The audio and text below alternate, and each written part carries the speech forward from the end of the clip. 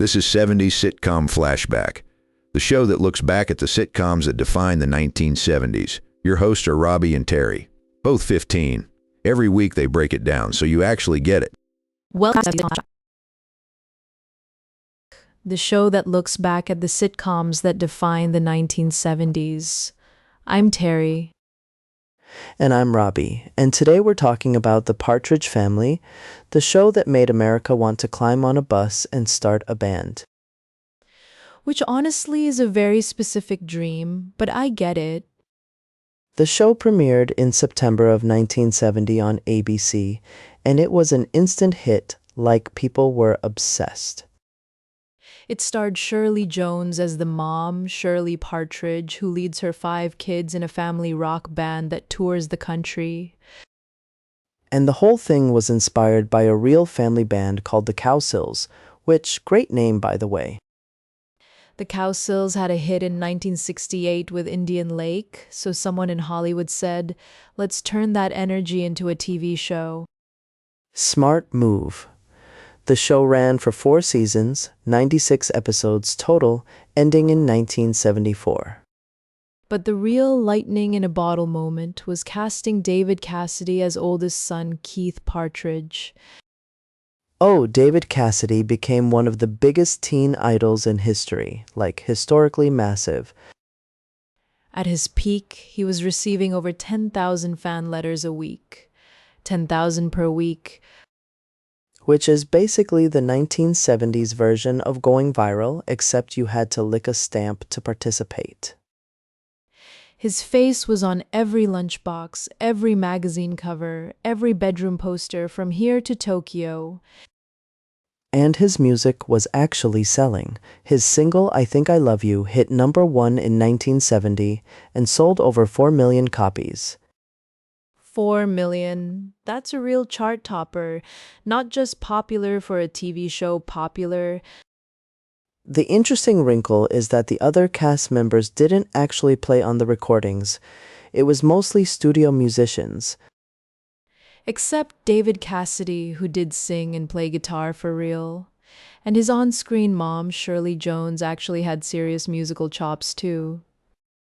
Shirley Jones won an Academy Award for Elmer Gantry in 1960, so she was a legitimate actress who could also sing. And she was David Cassidy's real-life stepmother, which adds a whole extra layer of, wait, really? The rest of the family was played by Susan Dey, Danny Bonaduce, Suzanne Croft, and Jeremy Gelbwaks, and then Brian Forster. Susan Dey played Lori and went on to have a huge career later on La La. Major glow-up trajectory. Danny Bonaduce played little Danny Partridge, the wisecracky redhead kid who kind of stole every scene he was in.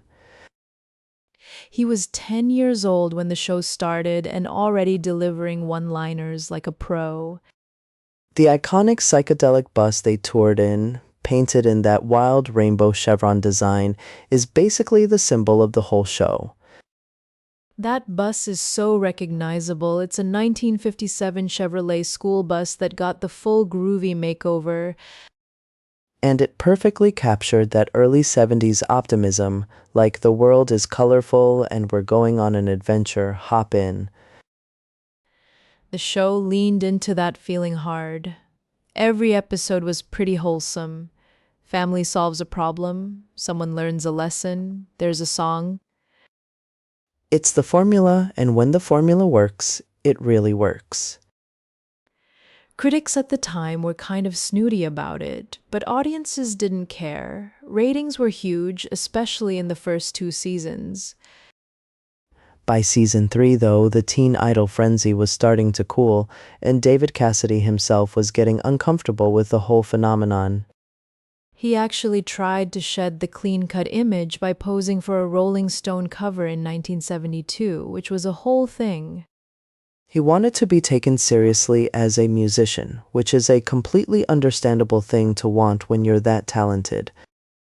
The show wrapped in 1974, but the reruns kept it alive for a whole new generation of kids on Saturday mornings. The legacy is real. It inspired people to pick up instruments. It made family band storylines a whole genre, and the music genuinely holds up. I Think I Love You is still an earworm. I dare you to listen to it once and not have it stuck in your head all day. Consider that a warning, listeners. The Partridge Family also arrived at just the right cultural moment, early 70s, Vietnam winding down. People wanted something bright and feel good on their screens. It filled that need perfectly. Sometimes a rainbow-painted bus full of singing kids is exactly what a country needs. That's actually kind of profound, Robbie. I have my moments.